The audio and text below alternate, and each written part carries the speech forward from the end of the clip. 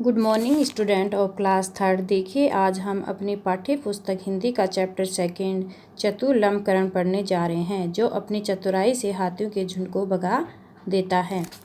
सुंदर वन के एक तालाब के पास बहुत से खरगोश के बिल थे। वे सब वहां बड़े आराम से रहा करते थे। एक बार हाथियों का एक झुंड उस तालाब की ओर आ निकला। तालाब को देखते ही सारे हाथी पानी में इस तरह घुस पड़े जैसे उन्होंने पहले कभी पानी देखा ही न हो। वे तालाब के पानी में पहले जी भरकर नहाए। इसके बाद वे पानी से बाहर निकले और खुशी खुशी चिंगारते हुए तालाब के आसपास घूमने लगे। इस बीच न जाने कितने खरगोश उनके पाँव के नीचे आ गए, जिनसे बहुत से खरगोश जख्मी हो गए और कुछ बेचारे अपने प्राणों से भी हाथ धो बैठे। प्राणों से हाथ धो बैठे का मतलब कुछ खरगोश बेचारे उनके पाँव के नीचे दबकर मर गए।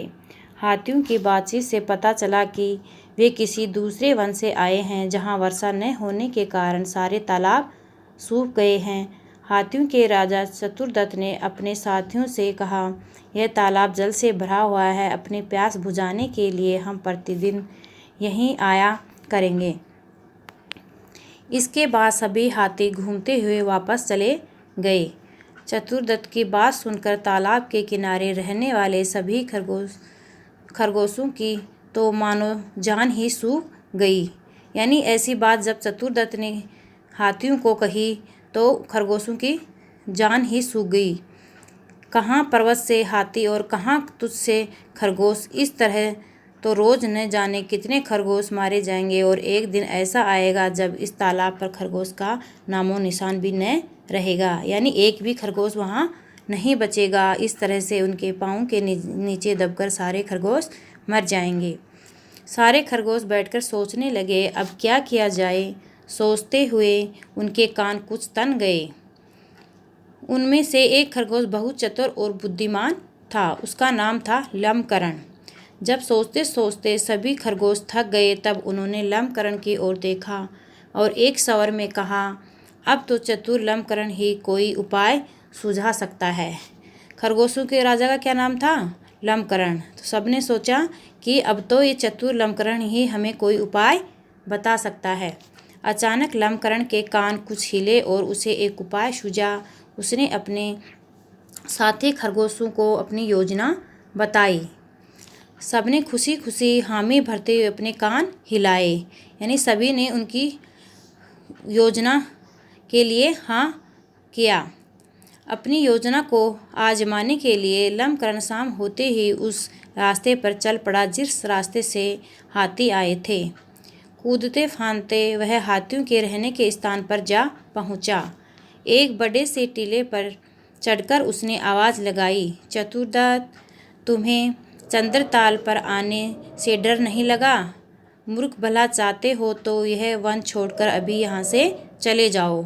कि जो खरगोश लंबकरण चतुर था, उसने उनके हाथियों के सरदार को कहा कि चंद्रताल पर आने से आपको डर नहीं लगा? मूर्ख, अपना भला चाहते हो तो यहाँ से इस तालाब को छोड़कर चले जाओ। एक खरगोश के मुँह से अपने लिए मूर्ख शब्द सुनकर चतुरदत्त को बहुत क्रोध आया। यानी एक छोटा सा खरगोश भले उनको कैसे मूर्ख कह सकता है। भला कोई साधारण सा खरगोश किस हाथी को मूर्ख कैसे कह सकता है। उसने क्रोध से चिंघाड़ते हुए पूछा, कौन हो तुम? खरगोश ने कहा, मैं चंद्रमा का दूत हूँ लंबकरण। चंद्रमा ने तुम्हें समझाने के लिए मुझे यहाँ भेजा है। खरगोश ने अपनी बुद्धिमानी से काम लिया। अच्छा, क्या कहा है चंद्रमा ने? चतुरदत्त ने बड़े धीमे स्वर में लंबकरण से पूछा। कहा है, तुमने आज अपने साथियों के साथ मेरे तालाब पर आकर मेरे बहुत से प्यारे निर्दोष खरगोश को मार डाला है। मेरी प्रजा के साथ ऐसी हरकत करके तुमने ठीक नहीं किया। अब यदि अपना भला चाहते हो तो आकर मुझसे माफ़ी मांग लो और सुंदर वन सदा के लिए छोड़कर चले जाओ। लंबकरण की बात सुनकर चतुरदत्त डर के मारे थर थर काँपने लगा और बोला, कहो महाराज चंद्रा, वो क्या करेंगे? मुझे उनसे क्षमा मांगने के लिए कहाँ चलना होगा? लंबकरण जी, हाथी के मुँह से अपने लिए जी शब्द सुनकर लम्बकरण को बड़ा मज़ा आ गया। हाथी ने क्या कहा लम्बकरण को? जी।